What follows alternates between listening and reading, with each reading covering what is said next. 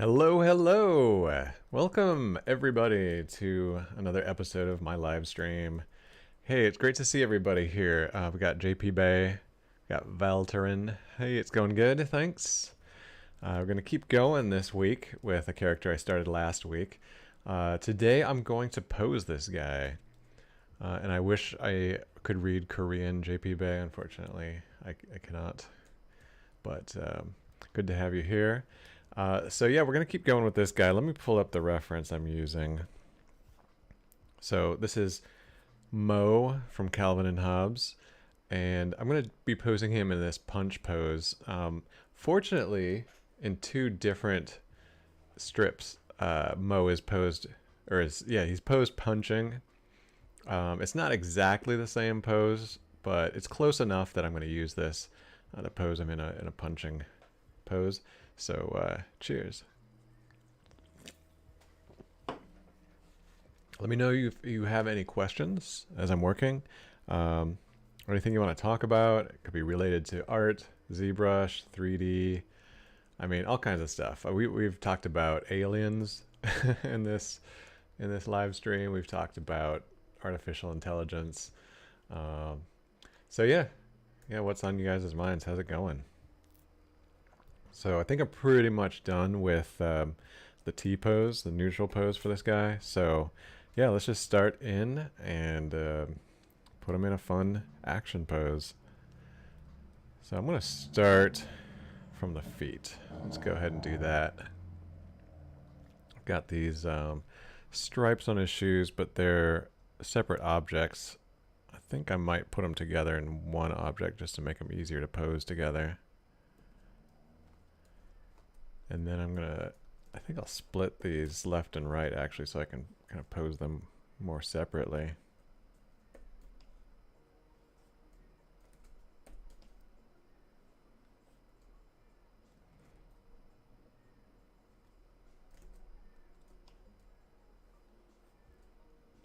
How is my mic doing?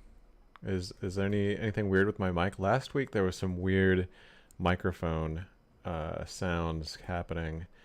It was too loud for some people. It sounded distorted. So just curious if that's still an issue this time.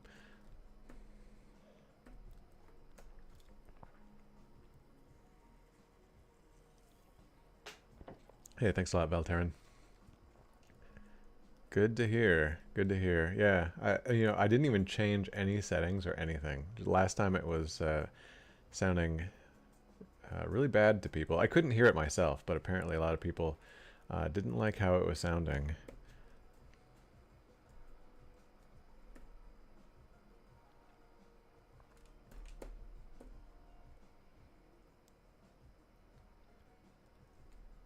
Actually just saw a little thing I wanted to change here on this before I get into posing. Okay, cool.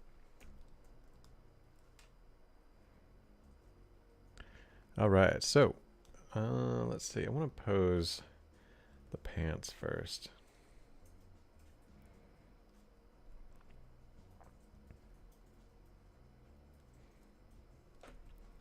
So it looks like he's got one foot going back, one foot kind of stepping forward.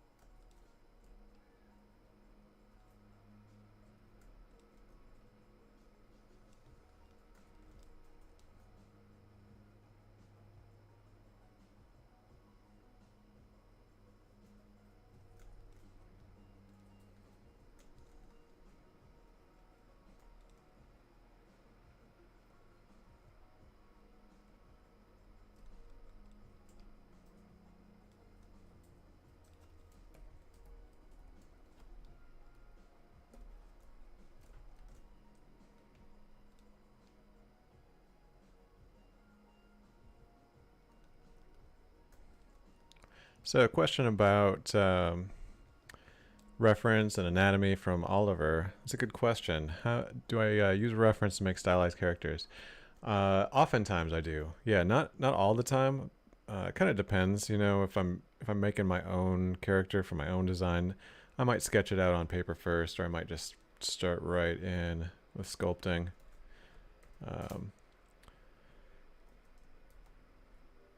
to make the anatomy, yeah, sometimes I'll use uh, anatomy reference. Actually, almost always I'm going to use anatomy reference, even if it's a very stylized character. Now, I didn't use anatomy reference on this guy, because he's just so simple and so cartoony. There's just like nothing to get wrong. Well, there are things to get wrong, but it is pretty simple. Like, you know, as you get better with anatomy and character modeling and sculpting, you're going to internalize a lot of anatomy. It just goes right into your muscle memory basically. And so, you know, a character as simple as this, like any anatomical decisions I might need to make, you know, just pulling right from my anatomy memory. If I were to do something more complicated than this, I'd probably want to get some reference.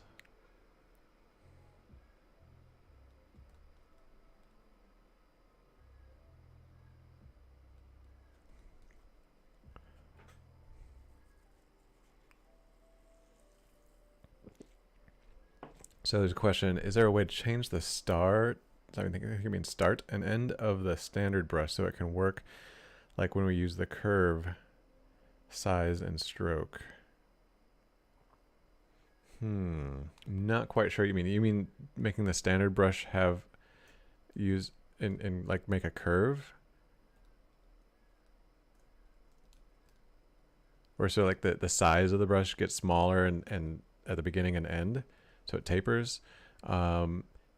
Yes, I think there is a way to do that. I think you mostly it's through pressure sensitivity. You just start with light pressure and then you end with light pressure. There's some I think it's the deco brushes. They added those in the last version or two. The deco brushes I think are made to have a stroke that starts light and like so it's like a fine tip at the beginning, fine tip at the end, and then thicker in the middle. I think that's what you're talking about. So yeah, I'd give those a try. So it does depend on what I'm making, Andrew. Usually I start in T-pose, but every once in a while I work on a character that's just so organic and expressive and asymmetrical that it makes sense to just sculpt it right into pose. But usually it makes sense to start in T-pose.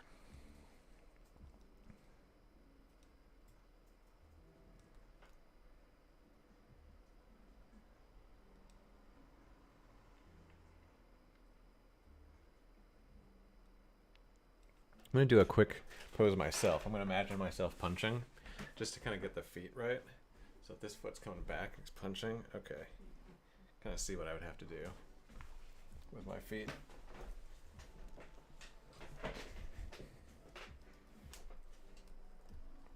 So yeah, I just want to step this foot forward a little bit.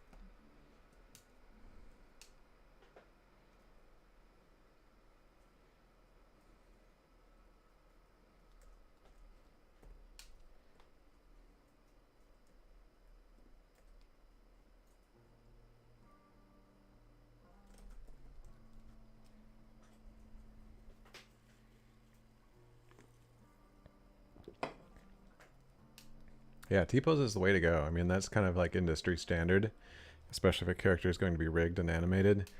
I mean, unless it's a character that's always in some sort of organic asymmetrical pose, which doesn't happen very often, but I guess it could happen.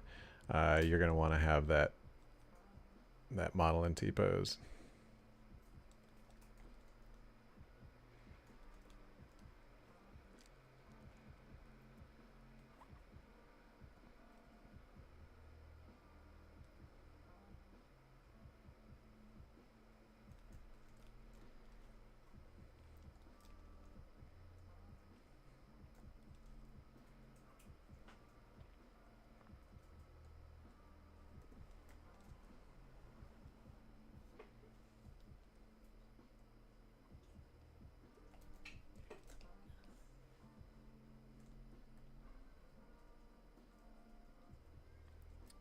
Oops.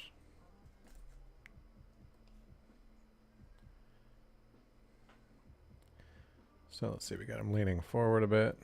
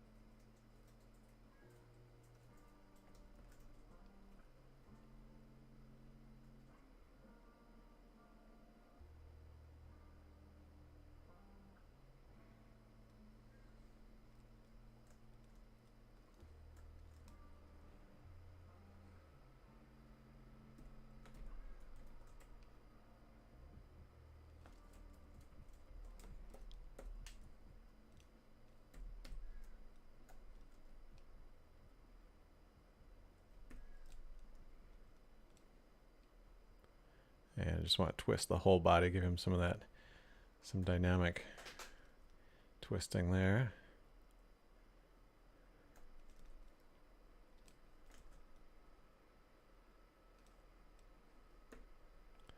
But I do want to bring his head up a bit.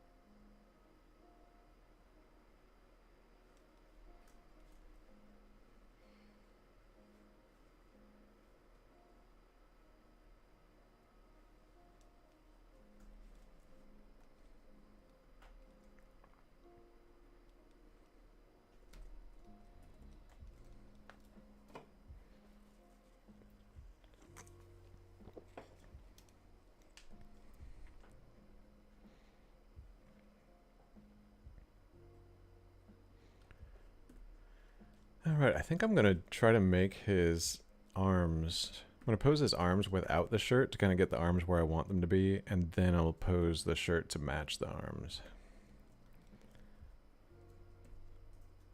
So I'm just going to split the arms, two separate subtools. And let's see, I'm going to start by putting the fist where I want the fist to be, and then kind of just reposing the whole arm from there.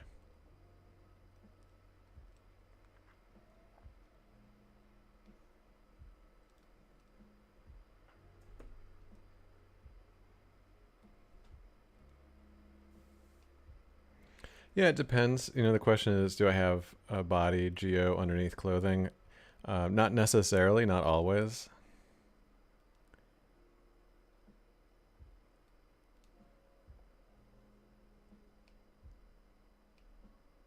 It just depends, you know, what it's going to be used for, how much body might be seen at any time.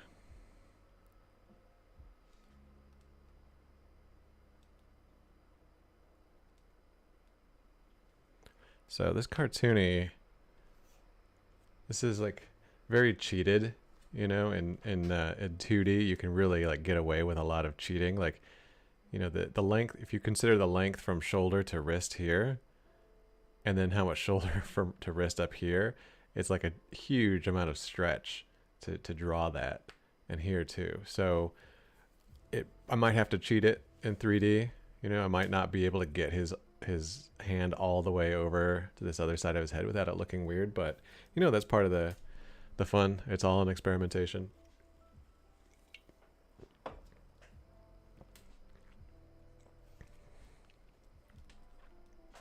Sometimes you get clients though that are like, they need it to be stretched as far as the 2D reference, but then you're like, if you actually stretch it that far, it's just gonna look weird. And they're like, I don't care if it looks weird. And then you do it and they're like, that looks weird, can you like change it? I'm like, I told you.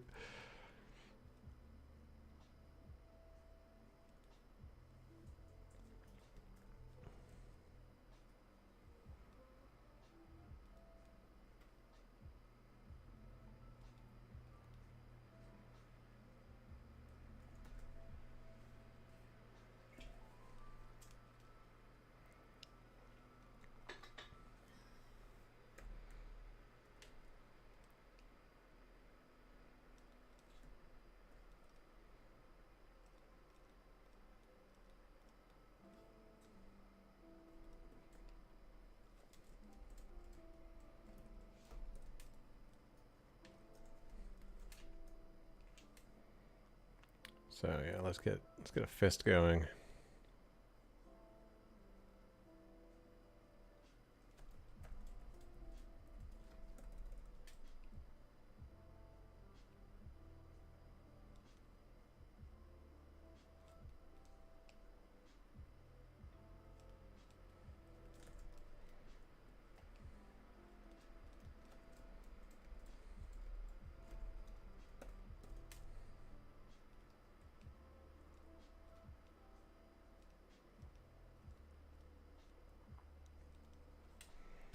Yeah, Dan Pants. This is Mo from Calvin and Hobbes. Good guess.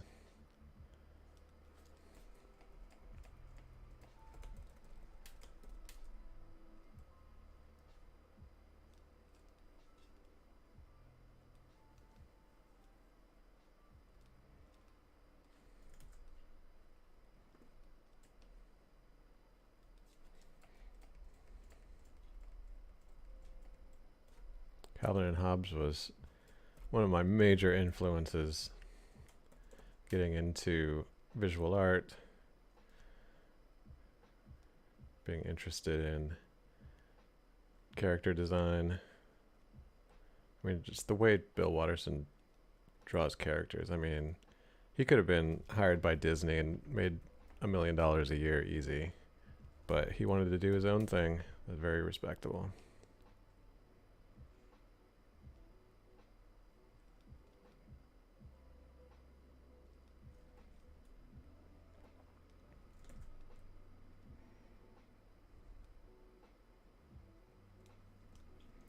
So a transpose tool for posing. I mean, there's just the regular transpose tool.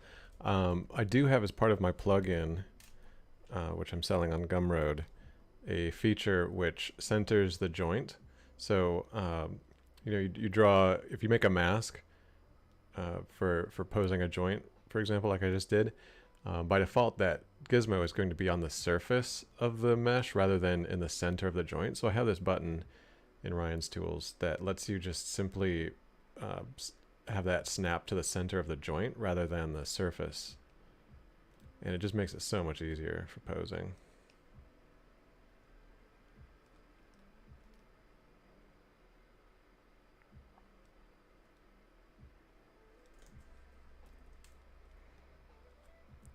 So let me put a link here in the chat for that plugin.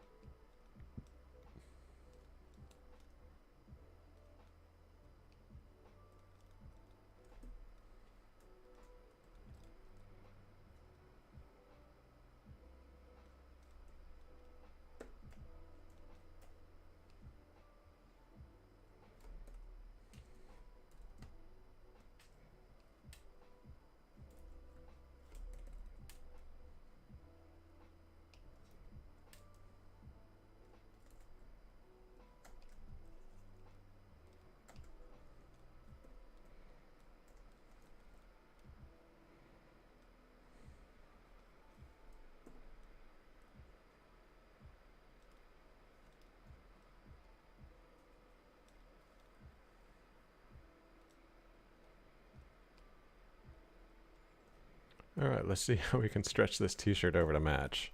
Let's see if this is even going to work.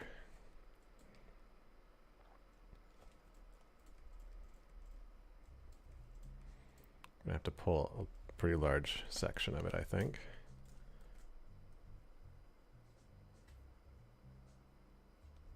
Oh, hey Dan Pants. So yeah, I guess I am the guy that made Ryan's tools. Have you been using it already?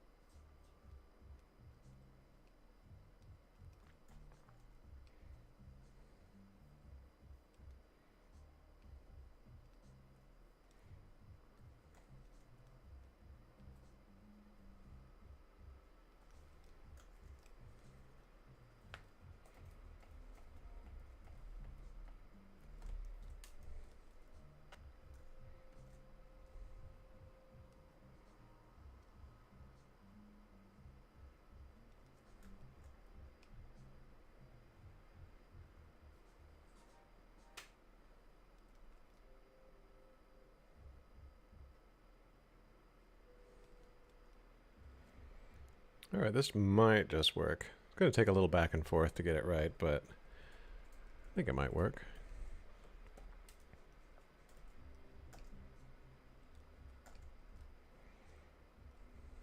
Might not be able to stretch it quite as far as I hoped.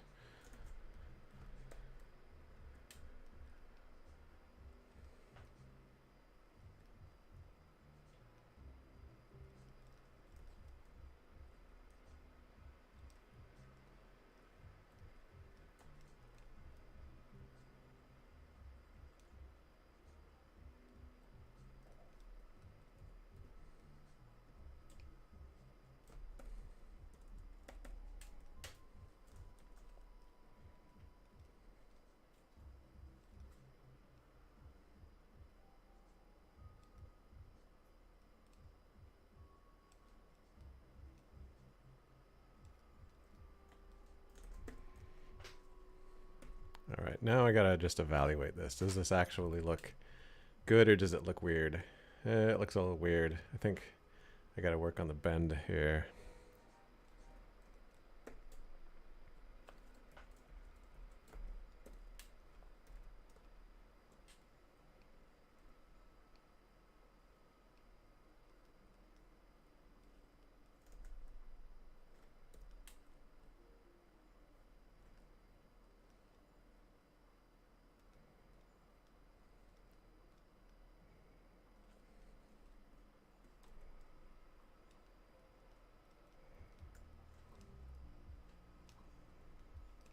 Yeah, I think that wrist is curving too much.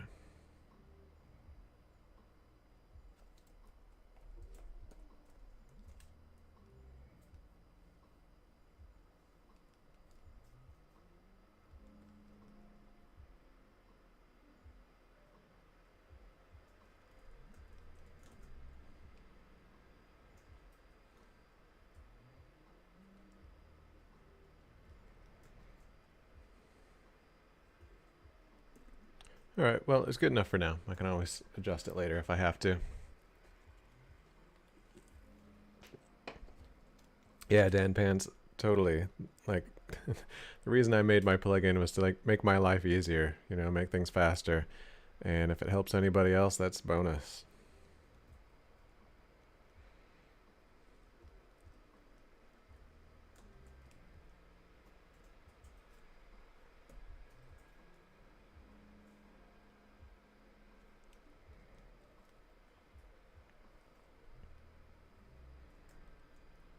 Has anybody been watching The Sandman on Netflix?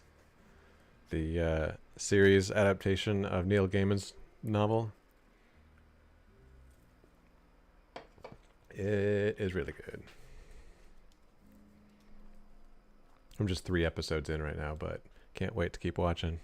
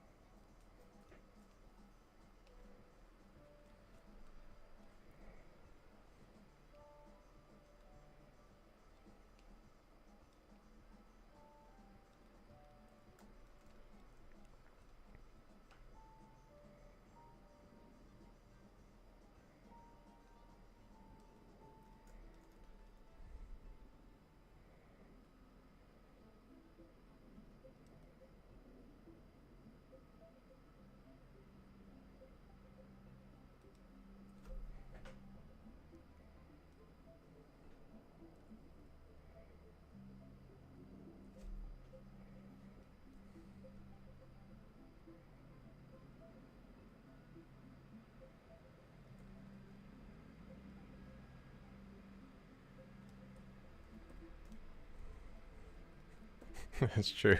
There's definitely not enough time of the day. That is very true, Dan Pants.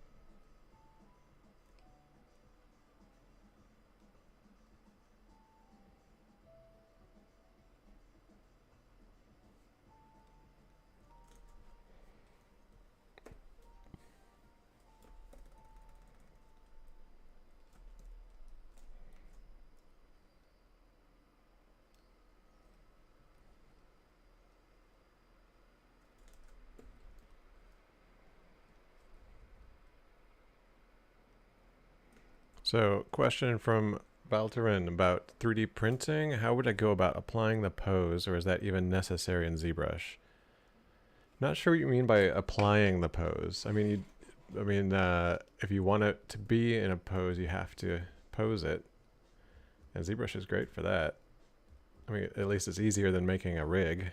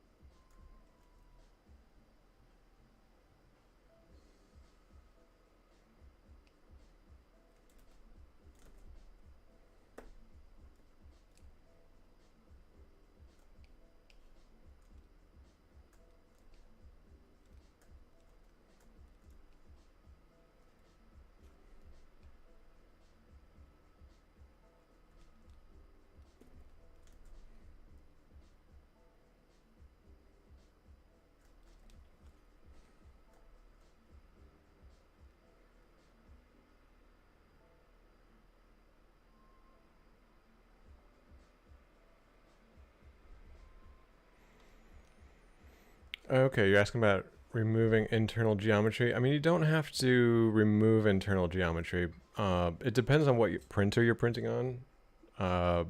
Sometimes different printing software might handle that differently, but you should be able to. I mean, you just basically have to make sure your thicknesses are taken care of. And then you want to hollow it out, probably, depending if it's like a resin print. Definitely want to hollow it out, but there's all kinds of different ways to go about it. You could Dynamesh everything together. That can help remove any sort of like things that are hidden on the inside that might cause problems.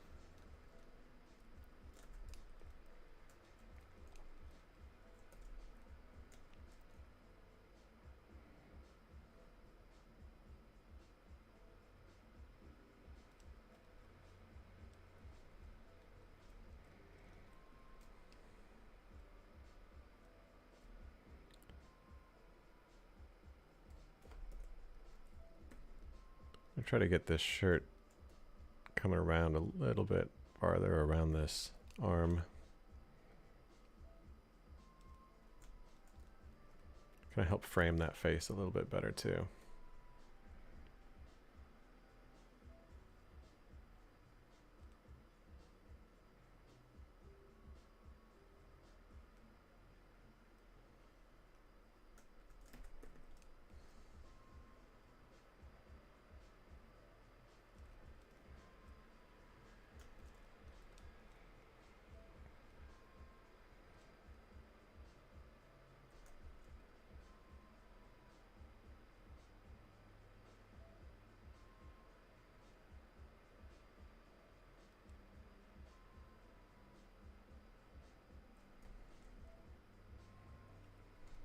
This pose is coming right along. I'm only a half hour in and we're almost ready to wrap this up.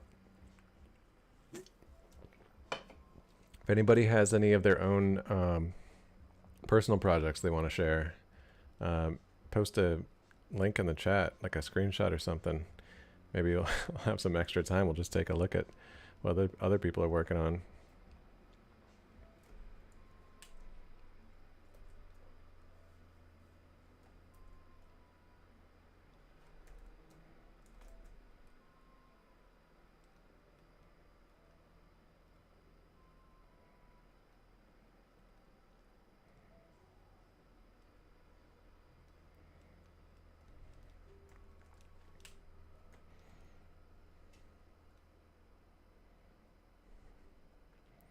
One thing that makes this guy so easy, he's got no eyes. You don't have to worry about posing those eyes or anything. That's like half the work right there. Do you have to do the mouth though? This is a fun pose for the mouth.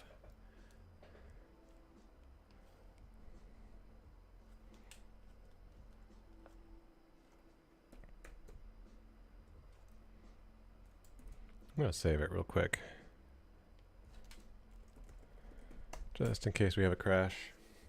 I was going to use posable symmetry. Sometimes that is prone to crashing.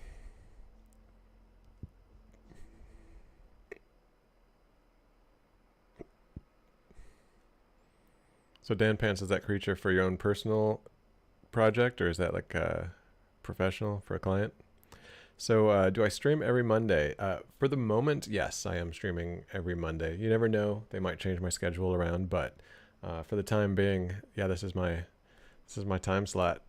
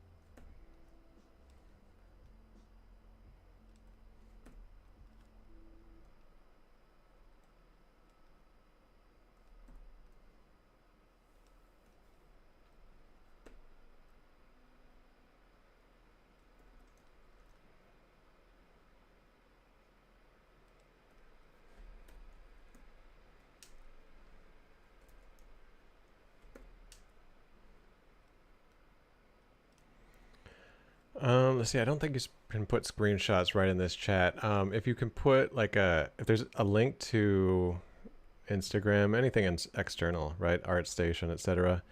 Yeah, just put a link up. I'll take a look. If you want any feedback, let me know. If you want critiques or comments.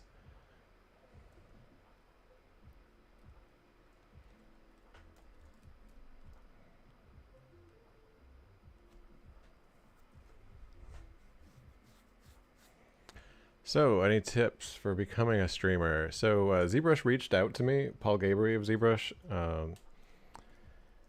He just dropped into my inbox one day and was like, "Yes, what's up, Ryan? Want to stream?" And I was like, "Let's do it."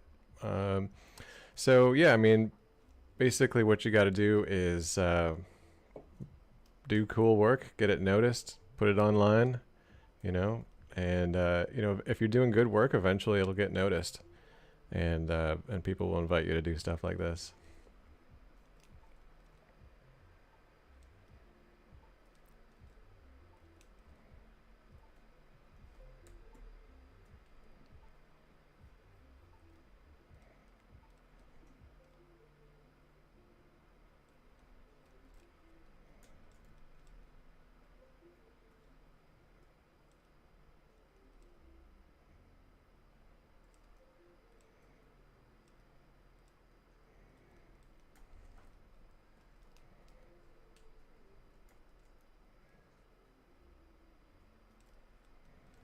Ooh, you know what I want to make is one of those motion lines, like a swooping swoosh of his fist going through the air. Might even be cool to make some of the stars and Calvin's shoes going flying.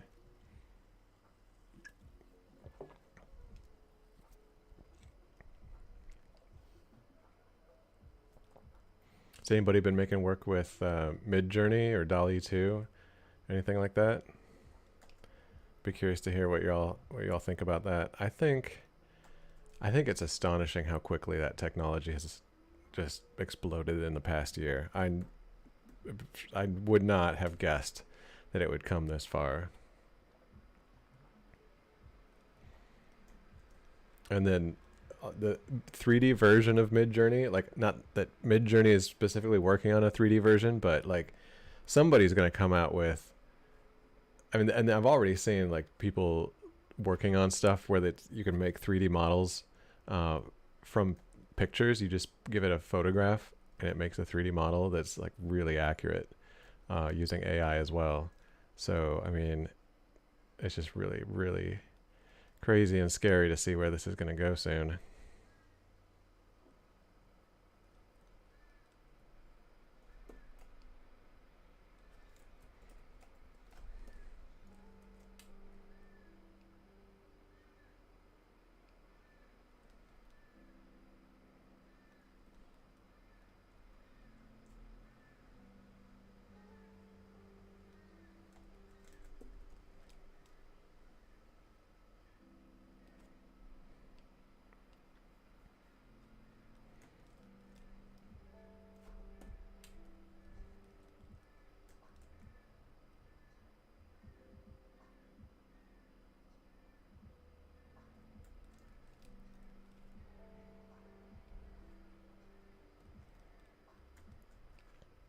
The other thing I'm using right now is the easy primitives in Ryan's tools, my plugin. It just makes it really easy to drop primitives into your scene, and it drops them in the same location and size as the existing subtool. So let's say you've got subtools like all over the place. They could be, in some scenes, especially if you're doing environment work, you could have subtools all different sizes, all different parts of your scene. So let's say you've got a whole landscape and there's mountains over here and buildings over here.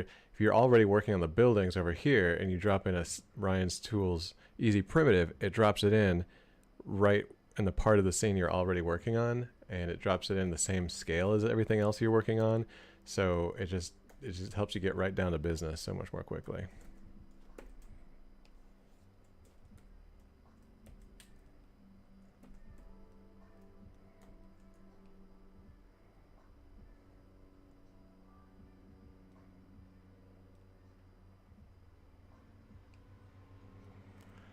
Let's see.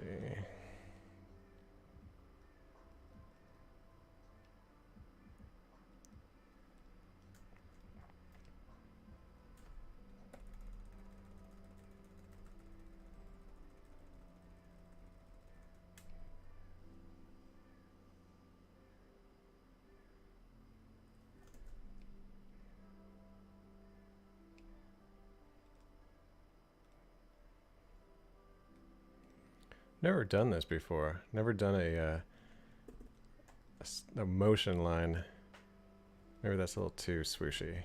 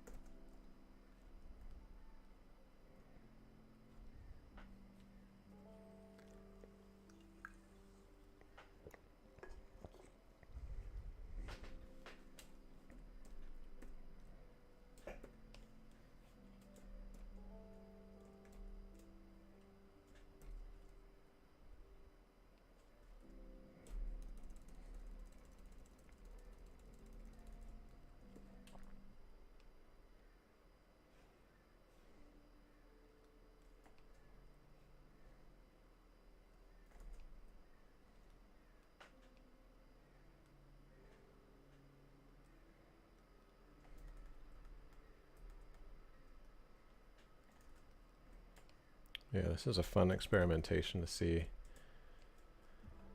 how I can get some good results with, like, making this line kind of expressive.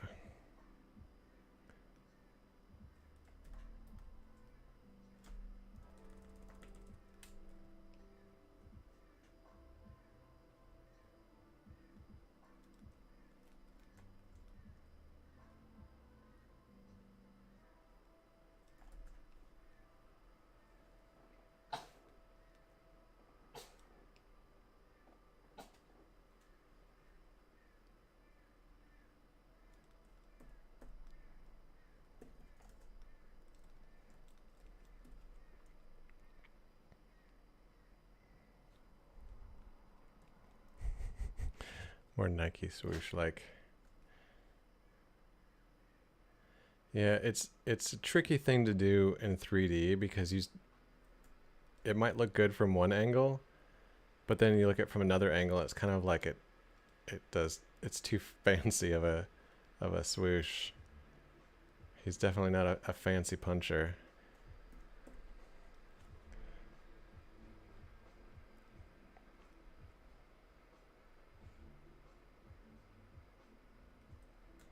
Do you mean Newt Salamander, or is Scamander actually a thing?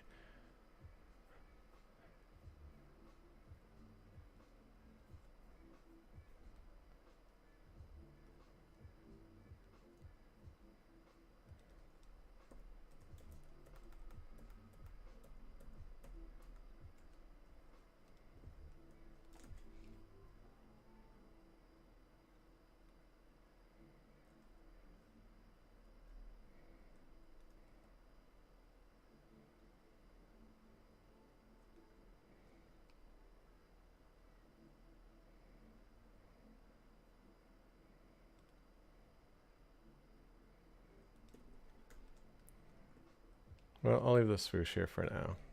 I'm not sure I'll leave it. I'm not super happy with it, but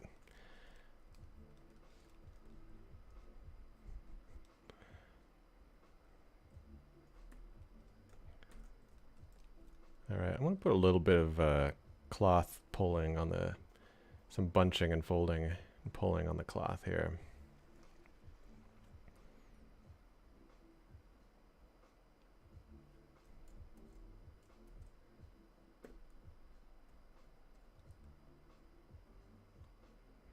Just want to kind of emphasize what's already there.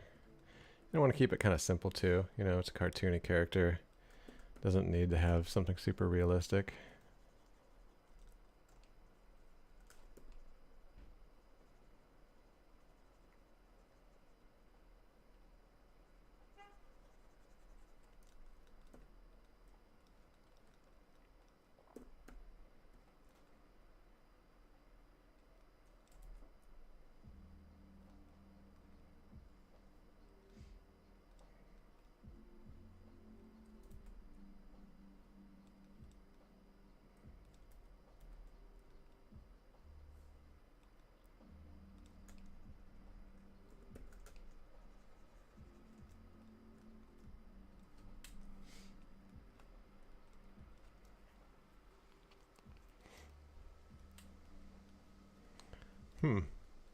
Yeah, it's so weird. The spam bots can post links. Why can't you?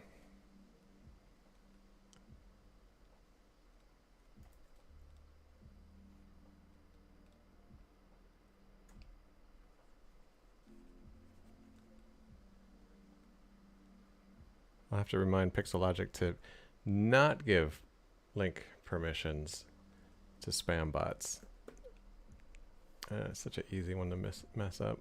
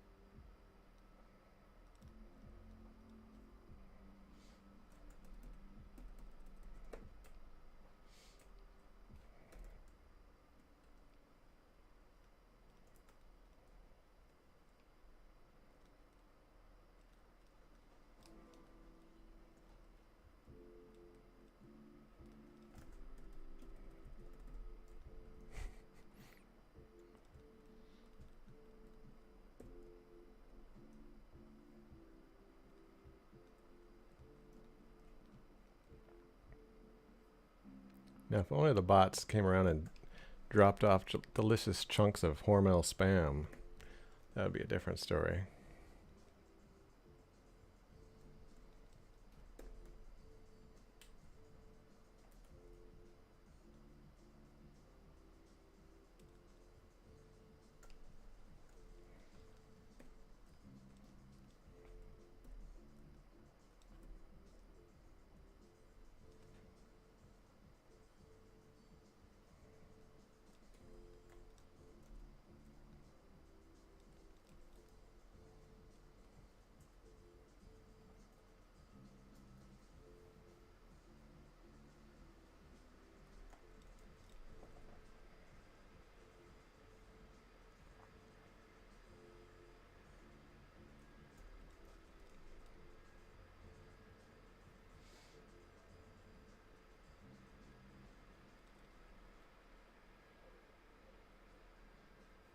So just thinking about this for 3D printing, I'm going to bring that hand a little bit closer so the thumb touches the face.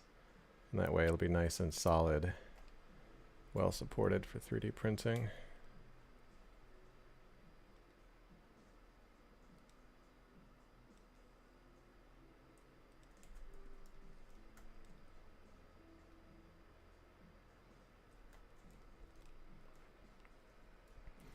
Time for another save.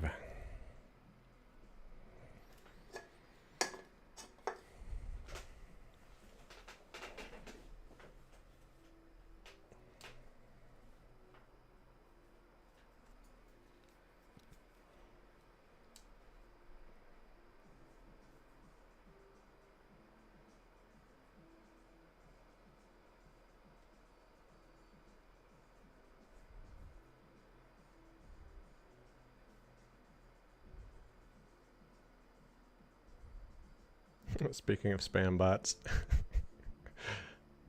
or is someone playing a joke?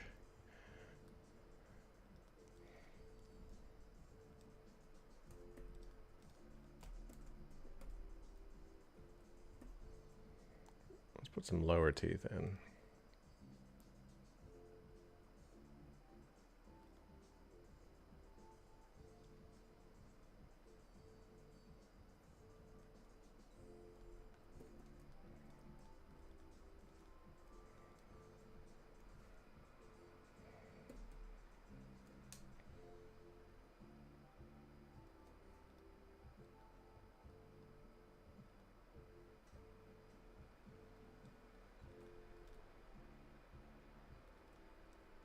There we go. That's a bully grimace if I ever saw one.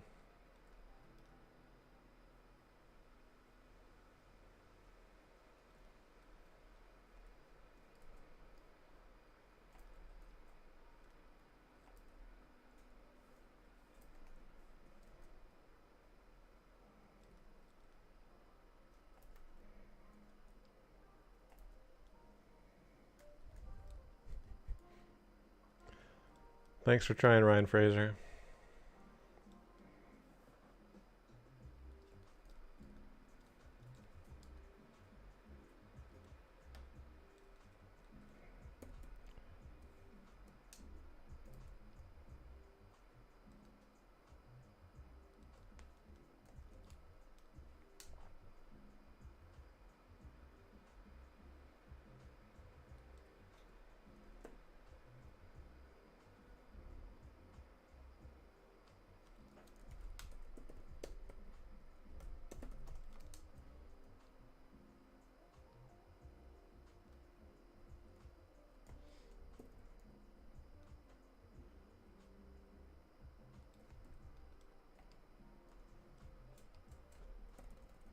I'm gonna try one more time to get some sort of like something interesting on this swoosh.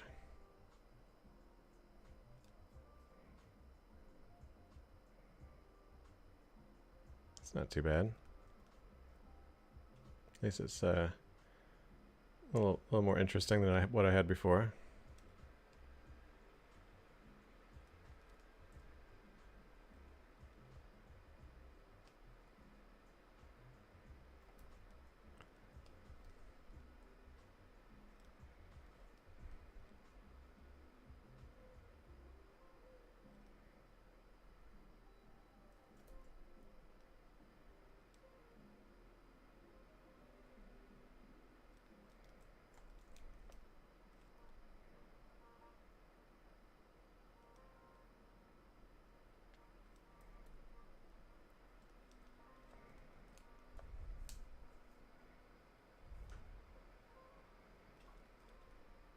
Yeah. Unfortunately, Ryan, if you can get a link through, I'd be happy to give you a little feedback.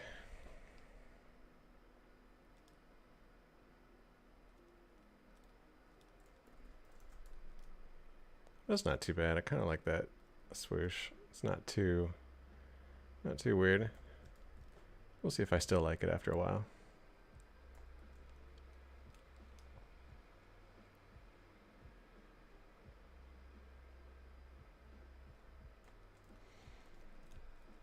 Okay, so we've got like a whole hour left to go. So I'm going to get into how I would prepare this for 3D printing. So this will be a fun little thing. I might also just go through and tweak a few other things.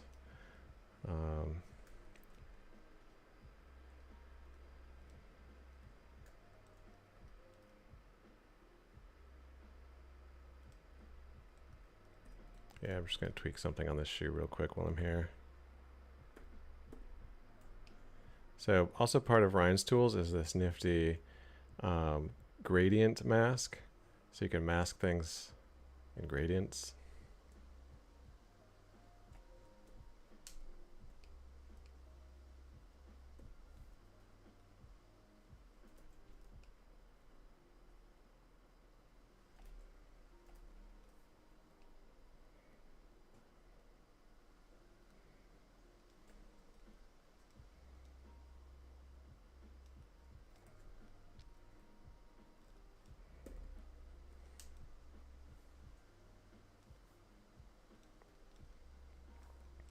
Okay, so let's say we're going to print this guy for the full color sandstone material on Shapeways.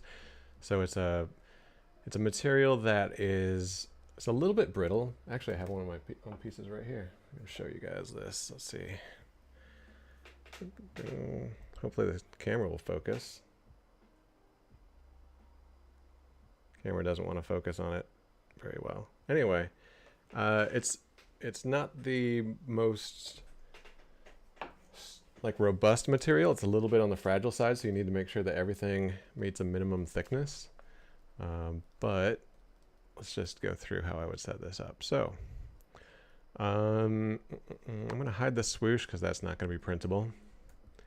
I have this feature in Ryan's tools that's a bounding box, so just one click and it creates a box that fits the maximum size of everything that you've got visible. And so this is showing we've got a height of about 6.4 inches. You can't see it on the screen right now. I'd have to show you my full interface, and nobody wants that. Nobody wants to see my full interface. Actually, I see just a little, something's pinching. It's just a little weird right here. I'm just going to smooth that out.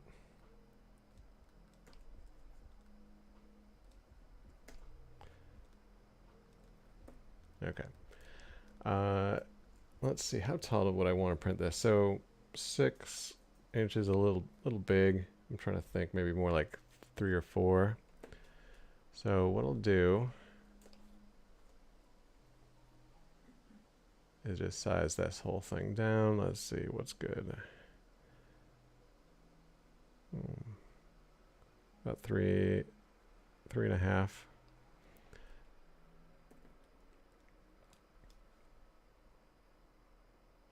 Okay, so assuming this whole thing is 3.5 inches tall, we need to find out how thick the thinnest parts of this are.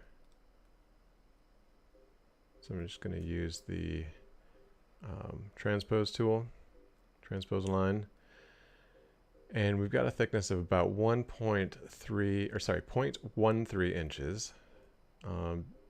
Doing quick math in my head, I know I need at least 0.08. So this is a bit thicker than the bare minimum, so this should print okay. However, it is kind of sticking out awkwardly a little bit, so I'm just going to thicken it just a little bit just to be on the safe side.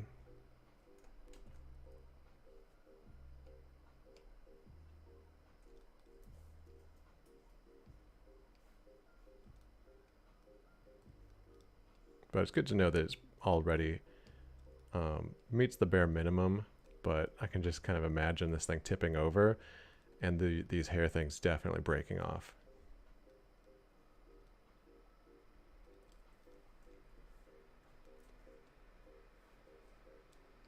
Let's make it a little extra thick right at the base.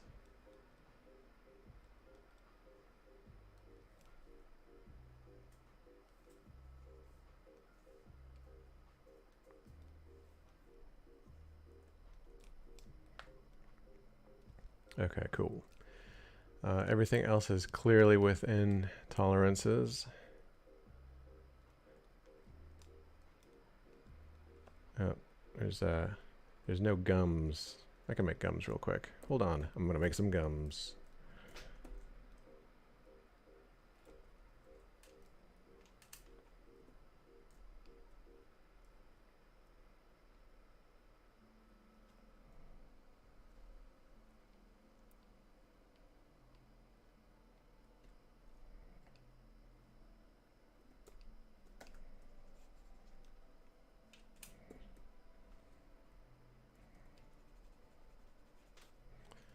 Gums are barely going to be seen. I'm not going to spend a lot of time making them real pretty.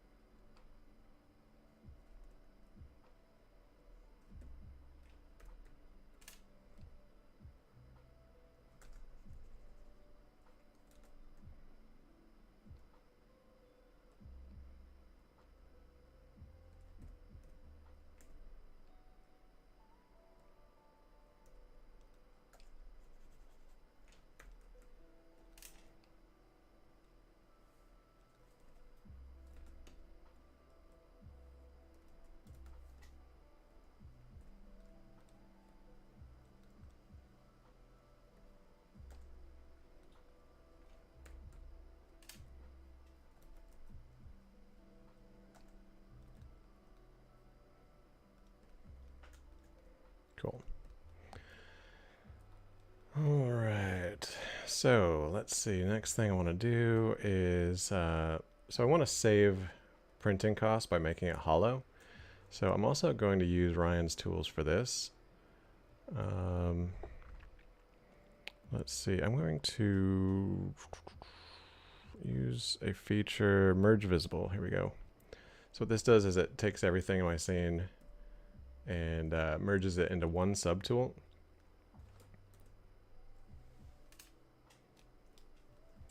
And from here I can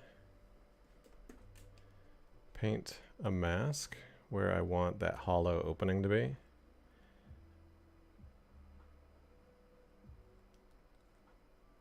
And then set my shell thickness, which minimum 0.08.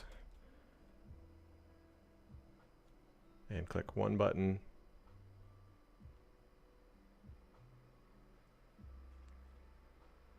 And it's thinking for a few seconds about what that hollow interior shape would be, which is this. And then I'll just put this over into my main scene.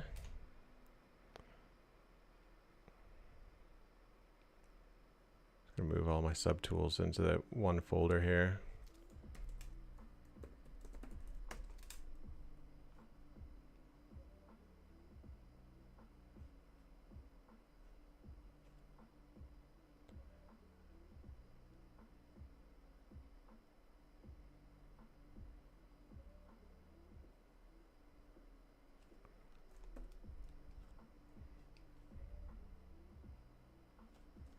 All right, so we got this hollow.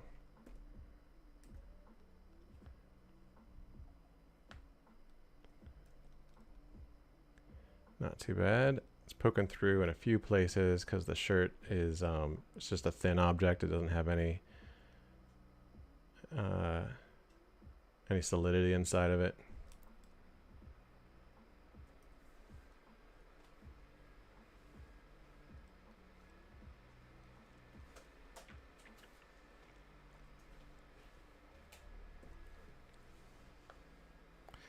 So actually what I want to do for this, I'm just going to turn off dynamic thickness. This is being recorded, yeah. Pixelogic, or I guess Maxon or whatever, on the live stream page, they do show past episodes.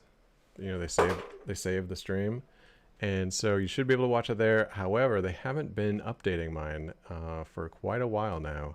I don't know if they're updating other people's, but it's kind of unfortunate. They're not. It's not. Maybe if enough people complain, you know, maybe they'll do something about it.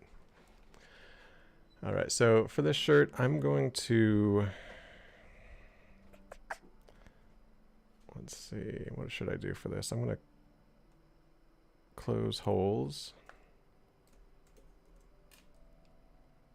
First, I need to delete my lower subdivision levels.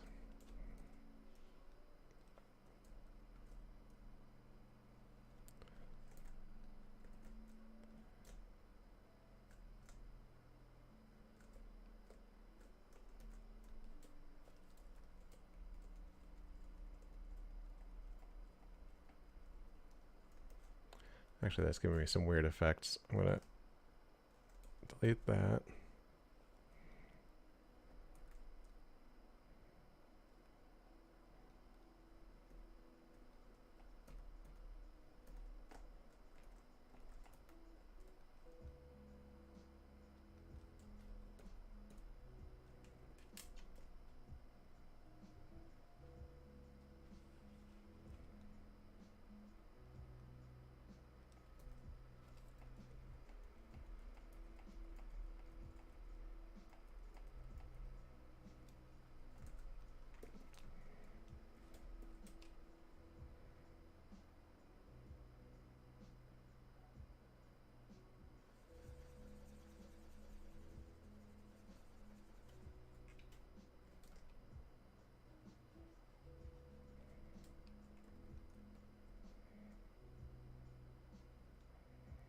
Just want to make a little bit of a hint that there's an inside to it, but I'm not going to spend a lot of time hollowing it out.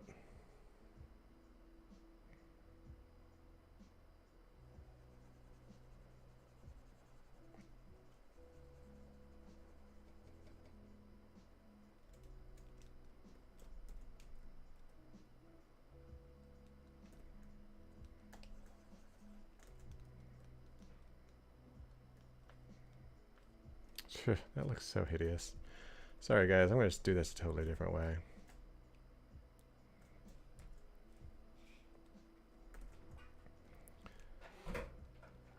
I need a cleaner edge on that. So what I'm going to do is close convex hole. And what that should do is give me that'll give me a nice, way nicer, cleaner, like circular fill to that hole rather than just some chaotic mess.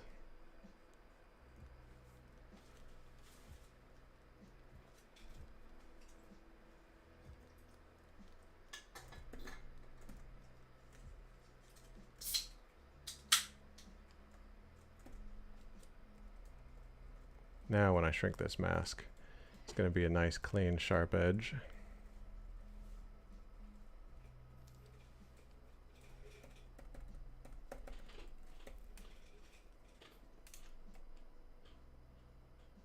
Now I can just sink that in a little bit.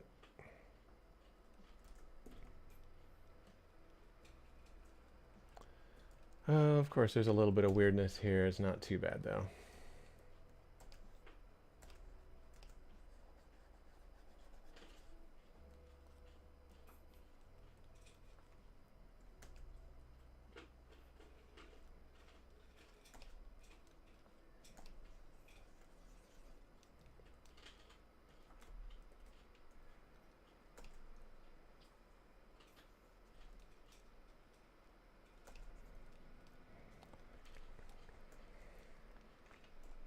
All right, I'm going to save a new version of this that's specifically for 3D print prep.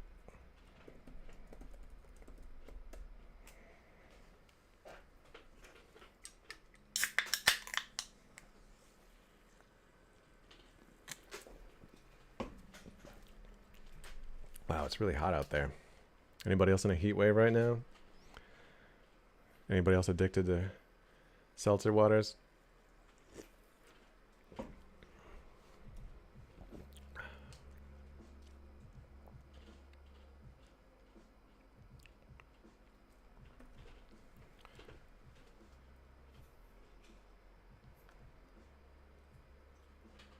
Okay, looks like I'm going to have to do that to the pants too. So just stick with me for a moment while I do this same thing again.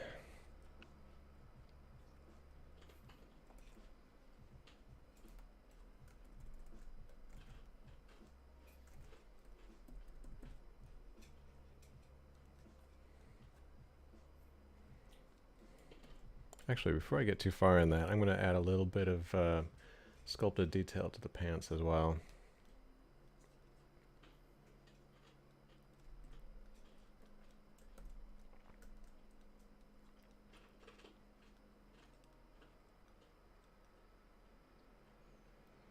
Just want to help some of these shapes pop out a little bit better. Give them a little bit more of a sense of a knee. Should have done this back on the version before I got into 3D print prep. Whatever.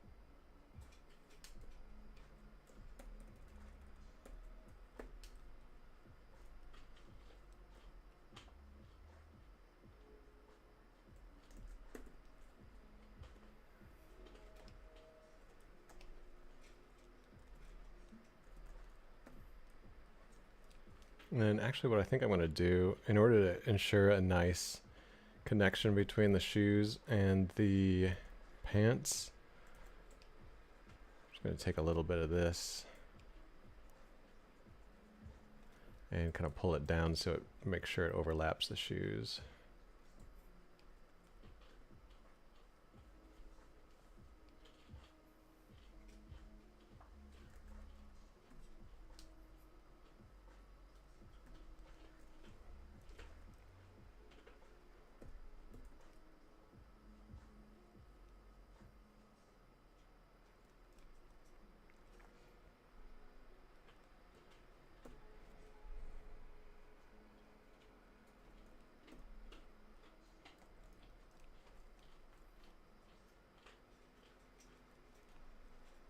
Cool.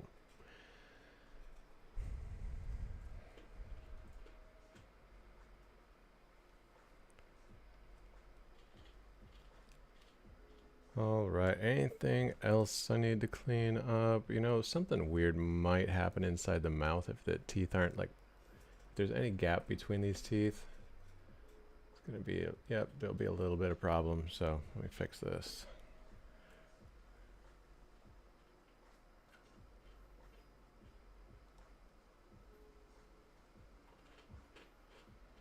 Cool.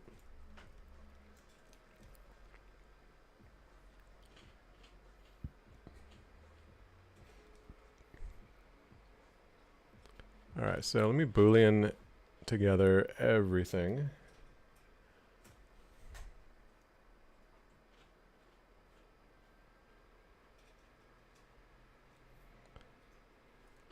All right, now we've got one subtool that's everything Boolean together.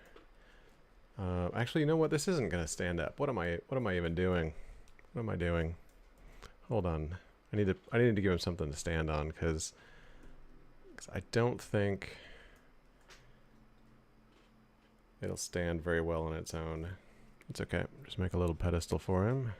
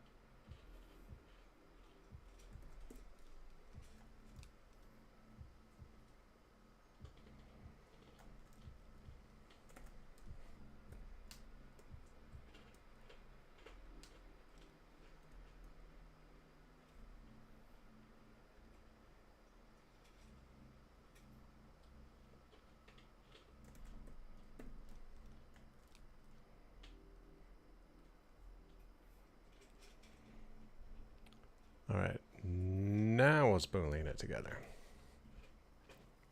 This is my life.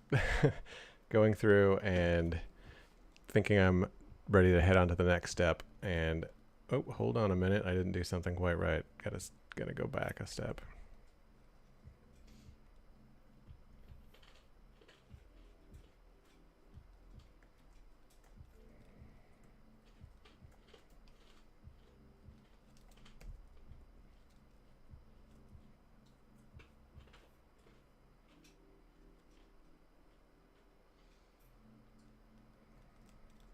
Okay, now we've got another hollow here, taking into account how I kind of solidified the shirt and the pants. Some weird things happening in the hair, that's no big deal.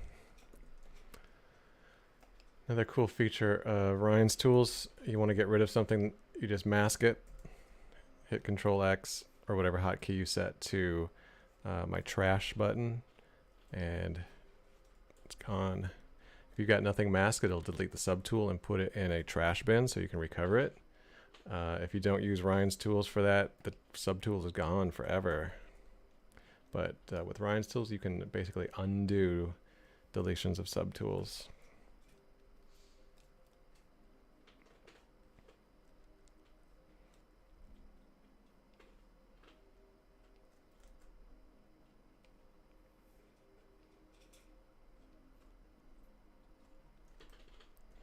Okay, cool. So now we can see with X-ray mode turned on how this hollow interior is going right through the model. And it'll make it much cheaper to print this.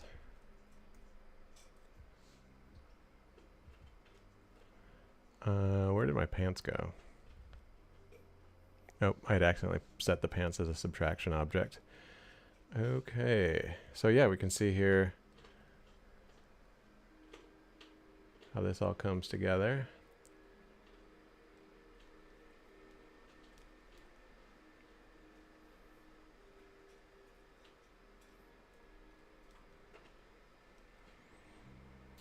Oh, I want to make that cylinder, that base, the same color as the pants.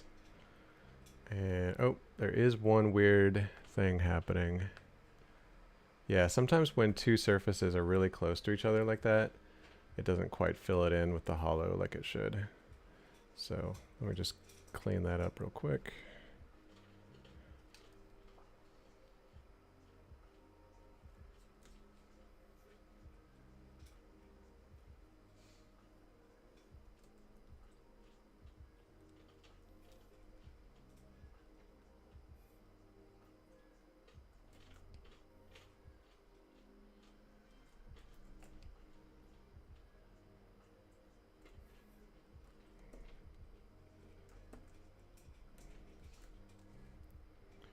All right, looks good. Oh, just a couple other weird things going on.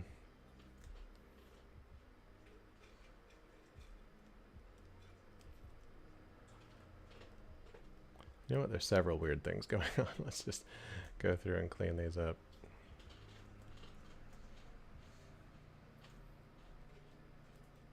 So it's pretty useful to look at this in X-ray mode, and that way you can just kind of go through and easily see what's poking through, so you can push it back inside.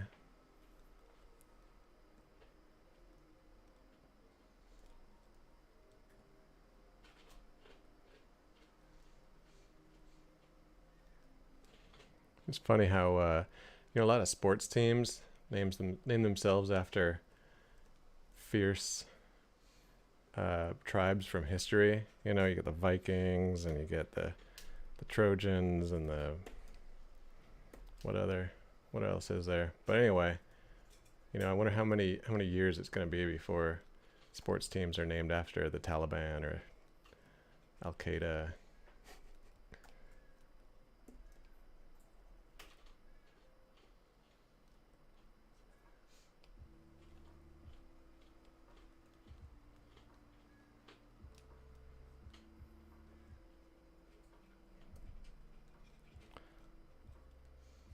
I was just thinking about that, like nobody likes a bully, but are there gonna be sports teams in the future called the The Houston Bullies or something.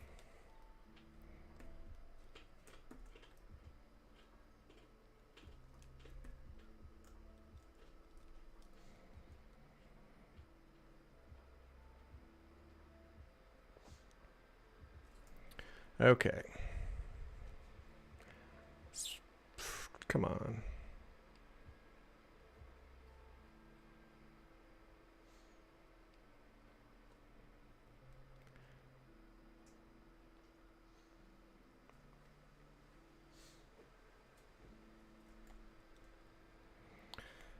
And let me save it one more time.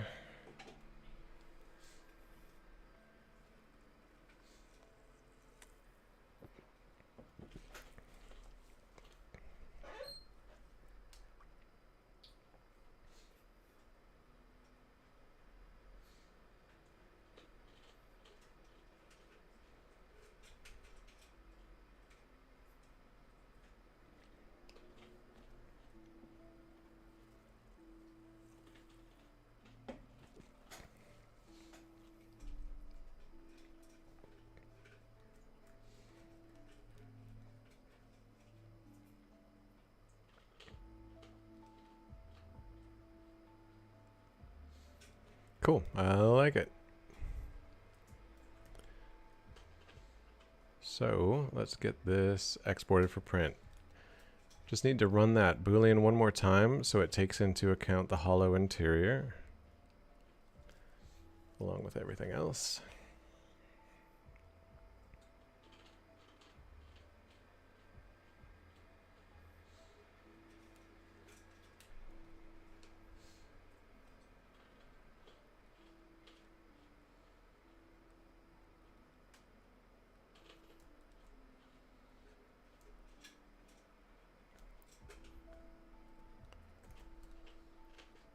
All right, so let's decimate this. So let's see, I'm going to use Decimation Master, going to keep Poly Paint, pre-process. You can't see any of that, it's on a different screen where I've got my interface.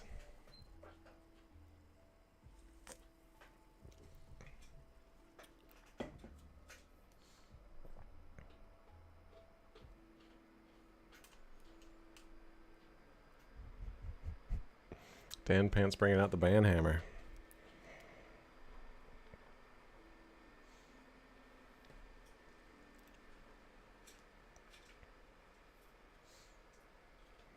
So the question is, what 3D printer do I have? I actually don't have one.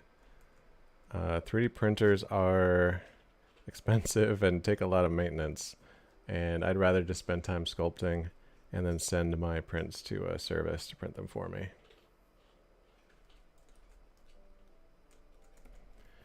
Alright, cool. So I decimated it so it's not quite so dense, but it still keeps all the detail. We just take a look around, just make sure, oh, you know what, there's always something. There's one little hole right here. And actually there's a couple other things. The object I was using for the base wasn't high enough resolution, and so let me see if I can explain this. Yeah, so you want to have things really nice high resolution so that they don't cause weird things like that. So I'll just run this one more time.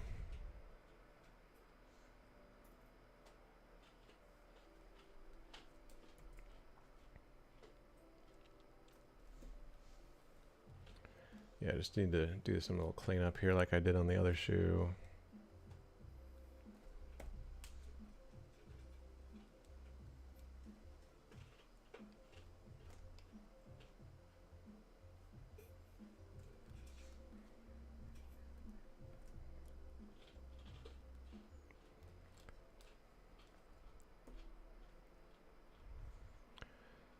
And then for this base, I'm going to just insert some more edge loops so that it has enough geometry to really subdivide without causing any weird issues.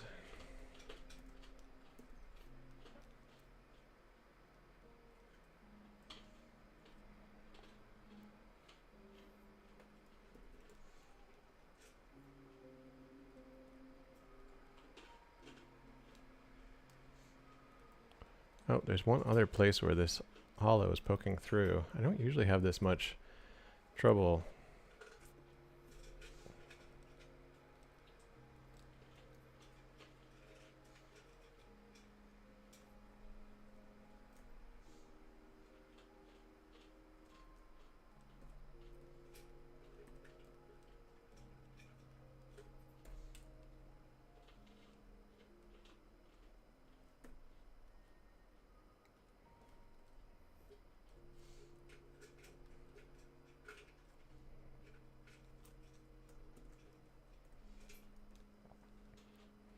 Okay.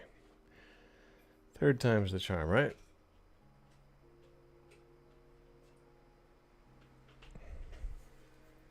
Yeah, I get tempted every year to buy a 3D printer, but you know, I just don't think I'm gonna be printing enough to make it worth it. And so yeah, I'd rather just outsource my prints to some other company, and then they, you know, put the responsibility on them. You know, if the print fails, they have to print it again. You know, if it fails for me, I gotta, you know, figure it out and struggle with it and eat the cost.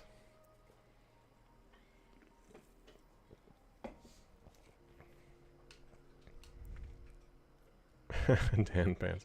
Yeah, I know. That's exactly what I would do too. I would just print two things and then get frustrated and bored with it. Okay, so let's try this again. Pre-processing the decimation.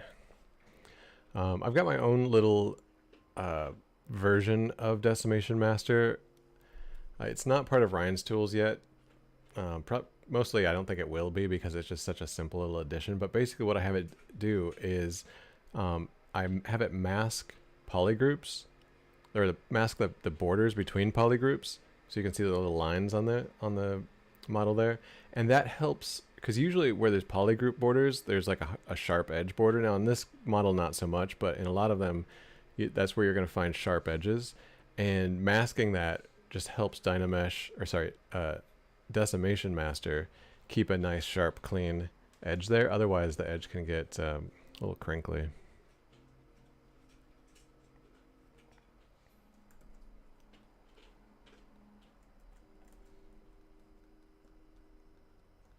Awesome. Okay, so this is almost ready to print.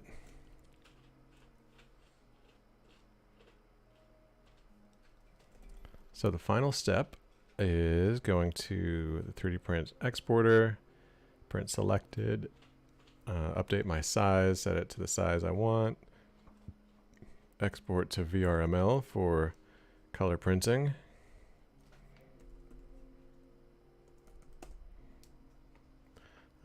You guys didn't see any of that because that's on my interface that's off screen.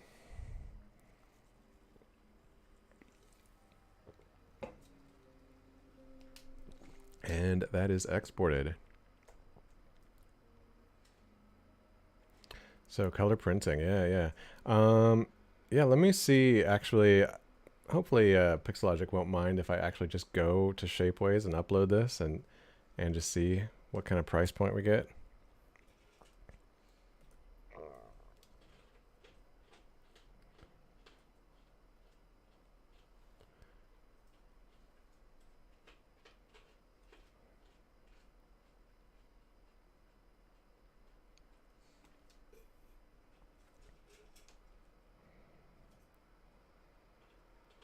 So I'm going to hack my account, apparently, because I can't remember my login credentials.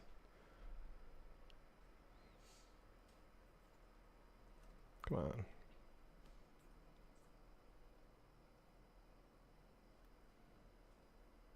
There we go. Get a quote.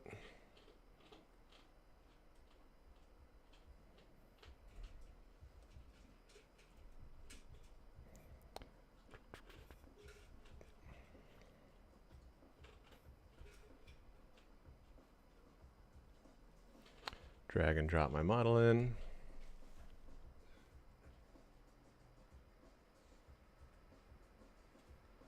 Wait, why isn't it working? Let me try that again.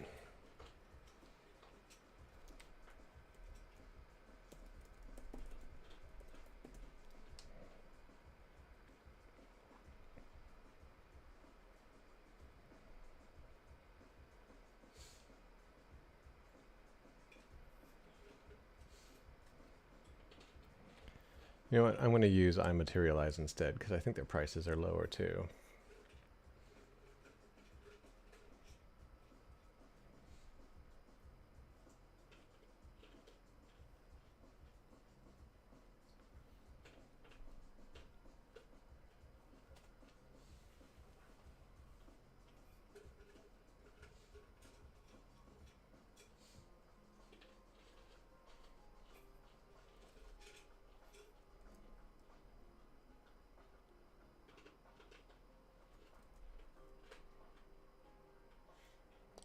Let's see, where's the full color? I think it's multi, no. Is it multicolor plus? I haven't done this in a minute.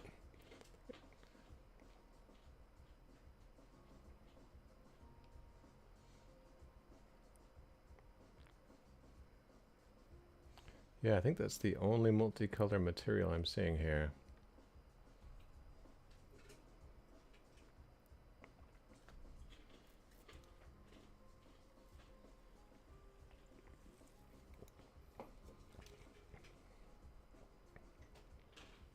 I think it's going to come out more expensive than I thought because at some point I thought I resized this to be only like 3.5 inches tall, and it's still like 8 inches tall. I think I might have accidentally undid that resize or something, but so I don't know. We'll see.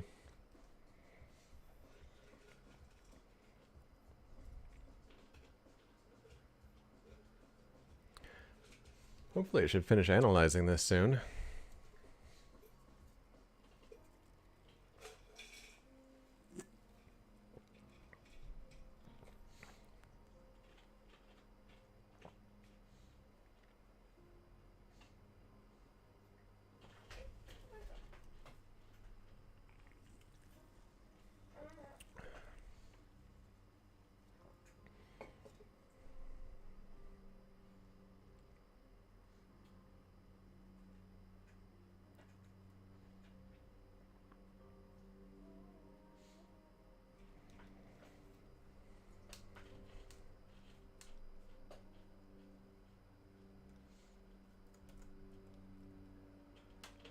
I'm going to take a look at this with a different material just to see.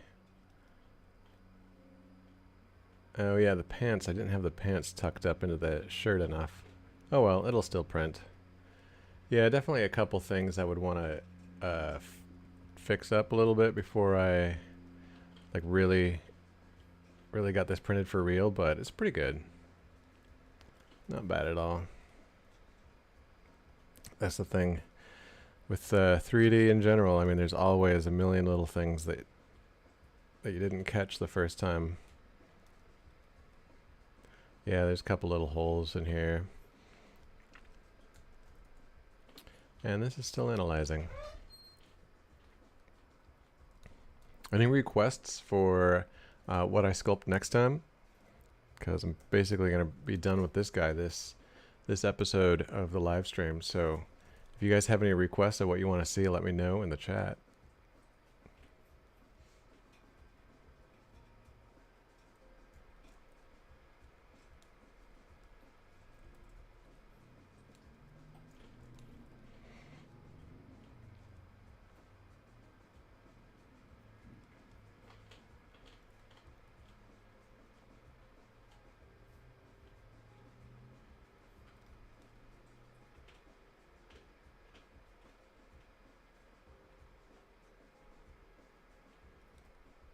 Handsome Squidward. I don't even know what that is.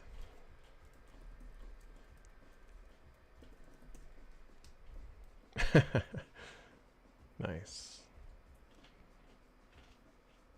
Uh-oh, somebody beat me to it. Oh, they made it in the character generator in Cyberpunk 2077.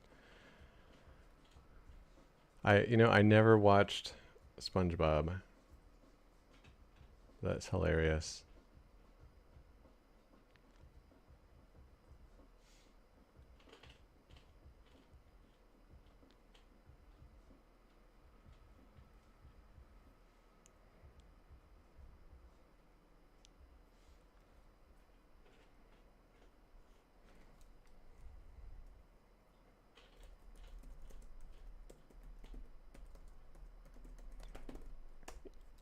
You know what? Actually, Clancy would be really fun to do from the Midnight Gospel.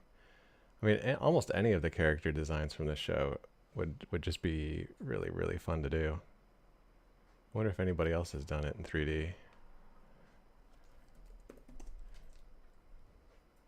Yep, of course, Clancy has been done, but I don't know about any of the secondary characters.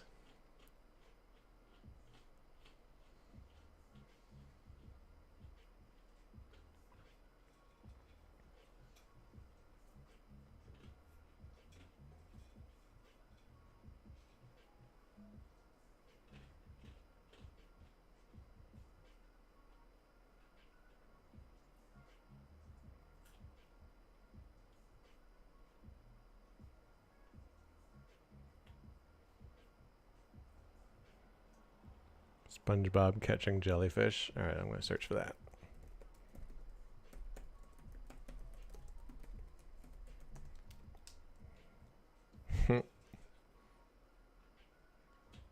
That's cool. I love the jellyfish design.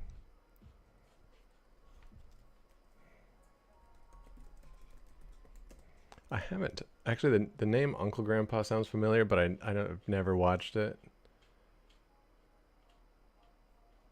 That looks like fun. Final space.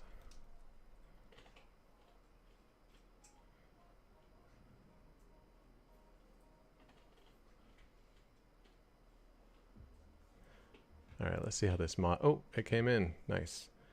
And it's almost $1,000. Wow. I heard the 3D printing prices have like blown up lately, but I didn't think they'd blown up like this yet.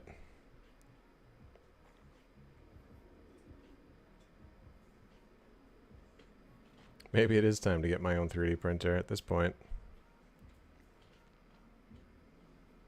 Oh, hey, we got Scott Denton in here. What's up? Yeah. So everybody, Scott Denton was a guest I was hoping to have on last week and this week. He couldn't make it, but we're gonna have him on soon as a guest. He's a very talented 3D modeler working in England right now, and Jellyfish Pictures. Good friend of mine, excellent guy, and so yeah, we'll get him on the chat as a guest soon, and we're gonna talk all about the industry and life as an artist and all that great stuff.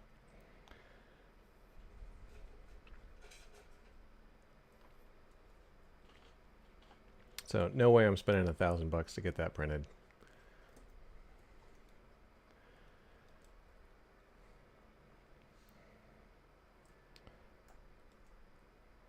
$8K printer on sale for $500 a couple of months ago. Wow. All right, see you later, Scott. All right, cool. So there's not enough time left to really start anything new, and I'm pretty much done with this. If nobody else has any more questions, I'll go ahead and end this one a little early today.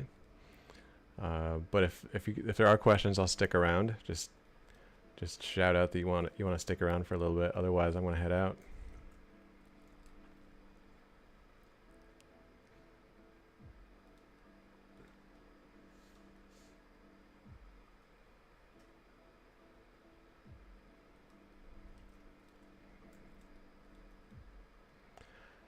All right, everybody. It's been a blast yet again. Thanks for sticking with me while I pose this guy.